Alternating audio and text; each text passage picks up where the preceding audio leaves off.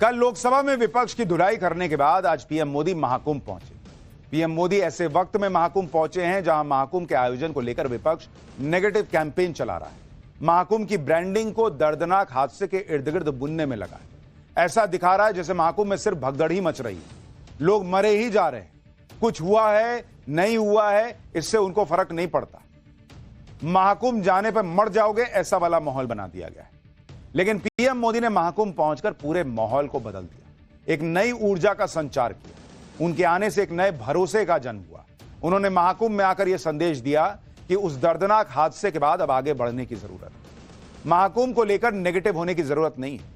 हादसे की वजह से महाकुंभ की व्यवस्था पर लोगों का भरोसा टूट रहा था और उसे फिर से जोड़ने की कोशिश पीएम मोदी ने की। महाकुंभ आकर पीएम मोदी ने सीएम योगी के भरोसे को भी बढ़ाया, क्योंकि हादसे की वजह से सीएम योगी पर लगातार राजनीतिक अटैक हो रहे थे। महाकुंभ आकर पीएम मोदी ने संदेश भी दे दिया कि वीआईपी व्यवस्था की वजह से किसी को कोई दिक्कत नहीं होगी। पीएम मोदी के दौरे से आम श्रद्धालुओं को कम से कम दिक्कत हो इसका ख्याल रखा गया। हालांकि पीएम मोदी अगर छींक भी दें तो विपक्ष को उसमें भी पॉलिटिक्स नजर आती। और यहां तो बात पीएम मोदी के महाकुंभ में संगम स्नान की थी, वो भी ऐसे दिन जब दिल्ली में वोटिंग हो रही थी। अयोध्या की सीट मिल्कीपुर में उपचुनाव था, इसलिए विपक्ष ने पीएम मोदी के दौरे को पॉलिटिक्स से जोड़ दिया। मिल्कीपुर में क्या हुआ है, बीजेपी हार रही है जीत रही है, अभी आगे बताऊंगा। लेकिन पीएम मोदी के महाकुंभ जाने पर विपक्ष ने कैसे कैसे आरोप लगाए वो आपको बताऊंगा। प्रधानमंत्री नरेंद्र मोदी ने महाकुंभ पहुंचकर संगम में डुबकी लगाई और सबसे बड़ी बात यह है कि इस दौरान आम श्रद्धालुओं के लिए ना तो कोई रास्ता बंद किया गया, ना कोई पुल बंद किया गया। यानी पीएम मोदी के संगम स्नान करने के दौरान आम श्रद्धालुओं को, हर सनातनी को कोई तकलीफ ना हो इसका पूरा ध्यान रखा गया। इसके बारे में आगे बताऊंगा। पहले आपको पीएम मोदी के संगम स्नान की कुछ तस्वीरें दिखाता हूं। पीएम मोदी ने पूरी श्रद्धा और आस्था के साथ संगम में डुबकी लगाई। गंगा नदी के प्रति पीएम मोदी की विशेष श्रद्धा भी है। वाराणसी से लेकर प्रयागराज तक पीएम मोदी गंगा में कई बार आस्था की डुबकी लगा चुके हैं। संगम में डुबकी लगाने के बाद पीएम मोदी ने सूर्य देव को प्रणाम किया, सूर्य देव को जल अर्पित किया, अर्घ्य दिया।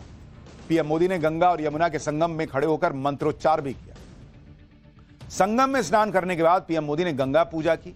पीएम मोदी ने पूरे विधि विधान से मां गंगा की पूजा की। पीएम मोदी के साथ सीएम योगी आदित्यनाथ मौजूद थे।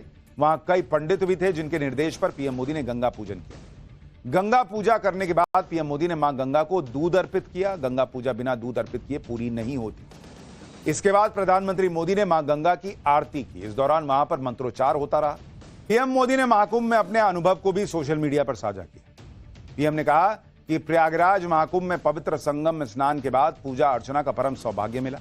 मां गंगा का आशीर्वाद पाकर मन को असीम शांति और संतोष मिला। मां गंगा से समस्त देशवासियों के सुख समृद्धि, आरोग्य और कल्याण की कामना की। प्रयागराज के दिव्य भव्य महाकुंभ में आस्था, भक्ति और अध्यात्म का संगम हर किसी को अभिभूत कर रहा है। संगम में स्नान करने के बाद पीएम मोदी और सीएम योगी आदित्यनाथ वापस लौट गए। पीएम मोदी और सीएम योगी ने बोट से अरैल घाट तक का सफर किया और इस दौरान पीएम मोदी लगातार लोगों का अभिवादन स्वीकार कर रहे थे। लोगों की तरफ हाथ हिलाकर अभिवादन कर रहे थे। अरैल घाट पहुंचकर पीएम मोदी ने कुछ देर तक लोगों का अभिवादन फिर से स्वीकार किया। प्रधानमंत्री ने कुछ देर अपने आसपास के लोगों से बात की, उसके बाद गाड़ी की तरफ बढ़ गए। पीएम मोदी और योगी आदित्यनाथ एक ही गाड़ी में बैठकर अरैल घाट से रवाना हुए। जो लोग ये नैरेटिव बनाने की कोशिश कर रहे हैं कि दिल्ली और लखनऊ में टेंशन है, ये तस्वीर उनको देखनी चाहिए। पीएम मोदी पहले भी योगी आदित्यनाथ की पीठ थपथपा चुके हैं। आज भी सीएम योगी को अपने साथ गाड़ी में बिठाकर मैसेज दे दिया कि वो पीएम मोदी सीएम योगी के काम को लेकर क्या सोचते हैं। महाकुंभ में पीएम मोदी को सुख शांति और संतोष तो मिला, लेकिन विपक्ष का सुख चैन गायब हो गया। पीएम मोदी के गंगा में डुबकी लगाते ही विपक्ष की नींद उड़ गई। विपक्ष के नेता पीएम मोदी के संगम में डुबकी को लेकर सवाल उठा रहे हैं। गजब गजब सवाल, क्योंकि पीएम मोदी पर सवाल उठाने वाले कई नेता तो खुद महाकुंभ गए भी नहीं।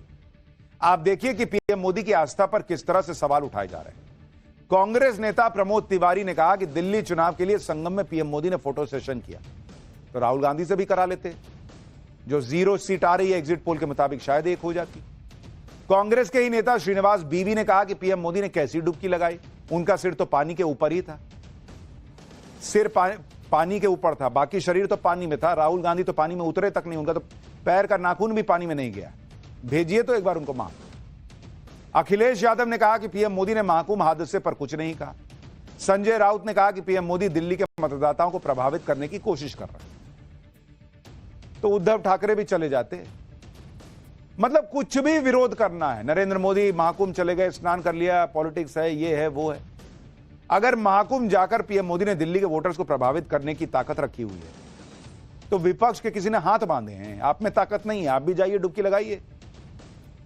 लेकिन आप यहां प्रचार कर रहे हैं तब तो 0 सीट आ रही है, वहां से इतना दूर से प्रचार क्या कर पाइएगा। विपक्ष को यह पता है कि वो डुबकी लगा ले, सिर के बल खड़ा हो जाए। चुनाव में उनकी ब्रांड वैल्यू उतनी है ही नहीं जितनी पीएम मोदी की। पिछले चुनाव के आंकड़े भी यही बताते हैं कि जब जब पीएम मोदी वोटिंग के दिन किसी तीर्थ स्थान पर गए तब तब बीजेपी को चुनाव में फायदा हुआ। प्रधानमंत्री रहते हुए ऐसे कई मौके आए जब पीएम मोदी वोटिंग वाले दिन तीर्थ यात्रा पर रहे और बीजेपी को जीत मिली। जैसे पिछले साल हरियाणा में 5 अक्टूबर 2024 को वोटिंग, उस दिन पीएम मोदी महाराष्ट्र में जगदंबा माता के मंदिर गए थे। नतीजा, बीजेपी ने अप्रत्याशित रूप से हरियाणा में जीत हासिल। पिछले साल लोकसभा चुनाव में आखिरी चरण की वोटिंग 1 जून 2024 को हुई थी। उस दिन पीएम मोदी ने कन्याकुमारी में विवेकानंद रॉक मेमोरियल में साधना की। नतीजा, तीसरी बार मोदी सरकार बनी। इसी तरह लोकसभा चुनाव 2019 में आखिरी चरण की वोटिंग के दिन पीएम मोदी ने केदारनाथ में ध्यान लगाया था। नतीजा, बीजेपी ने जबरदस्त जीत हासिल। साल 2017 में गुजरात विधानसभा चुनाव के लिए 12 दिसंबर को वोटिंग थी। उस दिन पीएम मोदी ने अंबाजी मंदिर में पूजा की थी। नतीजा, गुजरात में जीत मिली। इसके अलावा साल 2017 में 8 मार्च को यूपी विधानसभा के आखिरी चरण के लिए वोटिंग हुई थी। उस दिन पीएम मोदी ने सोमनाथ मंदिर में पूजा की थी। बीजेपी यूपी जीत गई। हालांकि पश्चिम बंगाल और कर्नाटक विधानसभा चुनाव की वोटिंग के दिन भी पीएम मोदी ने मंदिर में पूजा अर्चना की थी, लेकिन बीजेपी को दोनों चुनाव में हार मिली। तो भाई उनका अपना तरीका है। कई बार आदमी चुनाव के तनाव से दूर रहने के लिए अध्यात्म के पास चला जाता है, कई बार भाई वो भगवान से मांगने जाते होंगे कुछ। आपको किसी ने मना किया है, आप भी कीजिए ना भाई। वोटिंग वाले दिन पीएम मोदी के किसी तीर्थ स्थल पर जाने से वोटिंग पर कितना असर पड़ता है इसका डेटा तो है नहीं, लेकिन जिसको जो कहानी बना रही है वो अपने हिसाब से बना रहा है। महाकुंभ से कांग्रेस को इतनी दिक्कत है, पहले कांग्रेस अध्यक्ष ने कह दिया था कि क्या महाकुंभ में डुबकी लगाने से गरीबी मिट जाएगी। लेकिन अब ऐसी खबरें हैं कि कर्नाटक के डिप्टी सीएम डीके शिवकुमार भी परिवार के साथ 9 फरवरी को महाकुंभ जा सकते हैं। डीके शिवकुमार के महाकुंभ जाने की खबर पर बीजेपी ने उन्हें यह कहकर घेर लिया कि क्या अब कांग्रेस अध्यक्ष इस पर कुछ नहीं बोलेंगे। क्या वो डीके शिवकुमार से नहीं पूछेंगे कि उनके डुबकी लगाने से क्या गरीबी कम हो जाएगी। इस विवाद पर डीके शिवकुमार का कहना है कि वो महाकुंभ जाएंगे या नहीं जाएंगे, ये उनका पर्सनल मैटर है। यह धर्म और कर्म का विषय है, हमारी आस्था, विश्वास और परंपरा का विषय। डीके शिवकुमार ने कहा कि उनकी आस्था पर किसी को टिप्पणी करने का कोई हक नहीं। तो यही तो लाखों करोड़ों सनातनी कह रहे हैं कि हम जा रहे हैं डुबकी लगाने, खड़गे जी को क्या दिक्कत हो रही है। डीके शिवकुमार ने जो कहा वो बात सही है। महाकुंभ में जाना या नहीं जाना अपनी अपनी आस्था का विषय है, लेकिन जब पीएम मोदी महाकुंभ जाते हैं तो कांग्रेस के नेता उस पर राजनीति करने लगते हैं।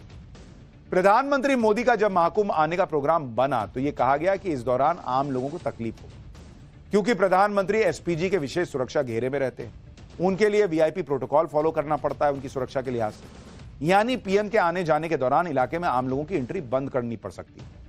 लेकिन इस बार ऐसा कुछ भी नहीं हुआ। पीएम मोदी के संगम दौरे के लिए स्मार्ट ट्रैवल प्लान बनाया गया था।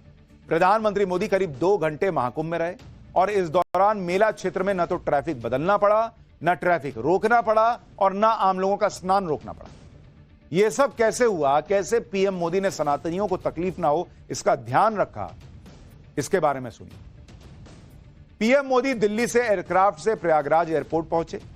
एयरपोर्ट से अरैल में डीपीएस स्कूल तक हेलीकॉप्टर से आए।